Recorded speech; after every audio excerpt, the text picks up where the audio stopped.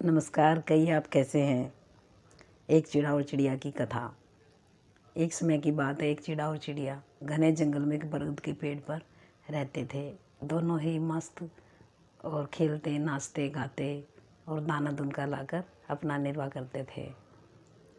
चिड़िया बहुत भोली भाली मन की, बहुत ही दया भावना वाली और भगवान की भक्ति करती थी। चिड़ा बहुत ही चालाक और कामचोर था और चिड़िया को कुछ भी करने से रोकता था। बस खाना लाती और वह ज़्यादा खाता और चिड़िया तो कम ही खाती। जब कार्तिक का मास आता तो चिड़िया अपना एक समय खाती और चिड़ा अपना भरपेट खाना खाता था।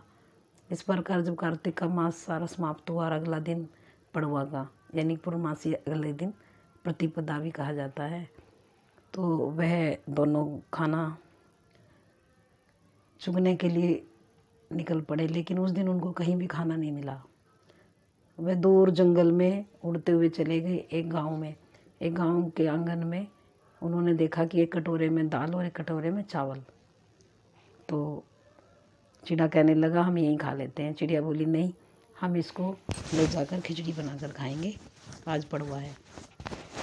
जब वह तालाब के किनारे पहुँचे तो चिड़िया ने खिचड़ी बना ली और खिचड़ी खाने लगे। तो चिड़िया बोलती है नहीं, अभी तो हम स्नान करके भगवान का भोग लगा कर ही खाएंगे। अब चिड़िया ने तो हाँ भरनी पड़ी, भूख तो लगी थी। चिड़ा बोला ठीक है, पहले मैं नहा के आ जाता हूँ, उसके बाद तुम नहा लेना। चिड़िया ने हाँ भर ली। जब चिड़ा तालाब में स्नान करके आया तो वह खिचड़ी इतनी अच्छी बनी थी कि वह दूर दूर तक खुशबू फैला रही थी। अब उससे रहा नहीं गया और चिड़िया ने तो सारी खिचड़ी खाई और चद्दर लेकर सो गया।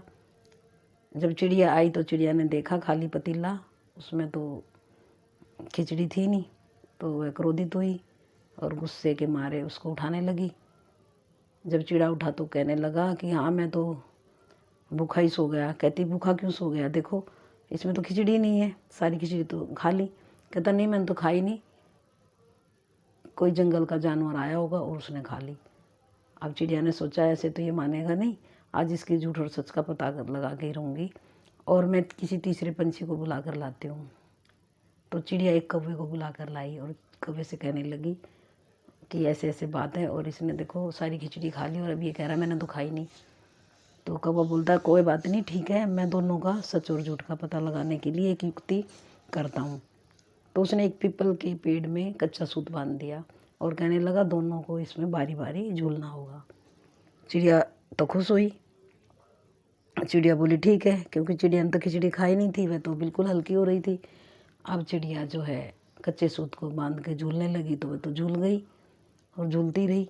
अब आई चिड़े की बारी। चिड़ा तो अंदर से परेशान, क्योंकि वह तो बहुत भारी हो चुका था, क्योंकि उसने सारी खिचड़ी खाई हुई थी और डर भी लग रहा था उसको।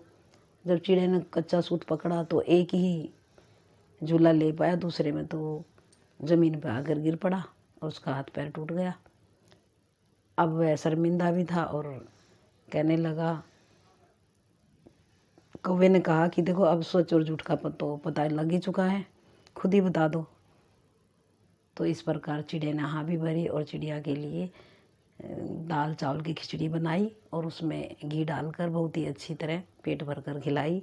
कहा जाता है कि पड़वा वाले दिन, जो कार्तिक मास ख़त्म होने पर पूर्णमासी के बाद पड़वा आती है, प्रतिपदा आती है, उस दिन काफ़ी घरों में खिचड़ी बनाकर भगवान को भोग लगाया जाता है और फिर खाते हैं। इसी के साथ साथ ये मनोरंजन भी देती हैं और धार्मिक कथाएं हमें कुछ न कुछ शिक्षा देती हैं। और आइए आज मैं एक कलश पर मोली बांधना, एक तो सिंपल ही मोली बांध लेते हैं और एक अगर हम अच्छे तरीके से बांधना सीखते हैं तो कहते हैं भगवान भी खुश होते हैं। और दूसरा इसके साथ साथ बच्चों को भी कलश और मोली का ज्ञान होता है, क्योंकि आए दिन हमारे घरों में तीज त्यौहार व्रत कथा और उत्सव होते ही रहते हैं। तो हमें अपनी परंपराओं के आगे बढ़ाना भी है और कुछ न कुछ बच्चों को भी सिखाना होता है। तो इसलिए आपका ढेर सारा धन्यवाद और प्लीज़ आप मेरे वीडियो को सब्सक्राइब के साथ शेयर भी करें। Thank you.